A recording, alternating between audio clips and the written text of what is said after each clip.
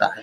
तो ये 5 प्रकार के मोड बताए गए हैं, जिनमें से अगर मैं आपको बता दूं दोस्तों, तो मोड चूज करने का अधिकार डिक्री होल्डर का है। एक केस लॉ है, Mahadev Prasad Singh versus Ram Lochan 1980।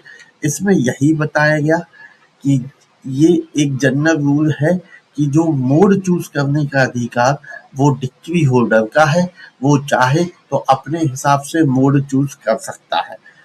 But Shyam Singh versus collector district Hamirpur, उस ये 1993 का केस है। इस केस में ये कहा गया कि ये कोर्ट चाहे तो उस पे कुछ कंडीशन और रिस्ट्रिक्शन लगा सकती है।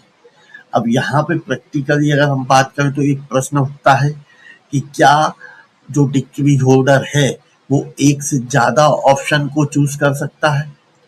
तो ऐसा सीपीसी में कहीं पे रोक नहीं लगाई गई है कि वो एक से ज्यादा ऑप्शन को चूज नहीं कर सकता। बट रोक नहीं लगाई गई, बट इस केस में आनंदी लाल वर्सेस राम स्वरूप के केस में कोर्ट चाहे तो उसको रिफ्यूज कर सकता है।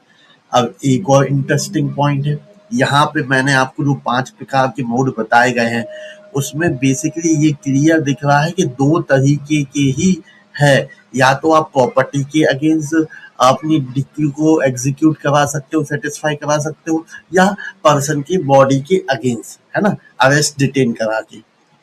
तो मैं एक केस वो आपसे डिस्कस करने जा रहा हूँ, PR sugar limited versus land reform commercial commerce, 1969 का केस है दोस्तों। इस केस में यही बोला गया कि आप जितने भी क्लेम हैं, पहले आप पूरी कोशिश करें कि प्रॉपर्टी के अगेंस्ट सारे क्लेम आप एग्जॉस्ट कर दें। मतलब जिस प्रकार से आप अपनी डिक्री को सेटिस्फाई करा रहे हैं, जितने भी ऑप्शन है पहले प्रॉपर्टी के अगेंस्ट आप एग्जॉस्ट कर लें, फिर आप बॉडी के अगेंस्ट जाए उसको अरेस्ट और डिटेन करने के लिए।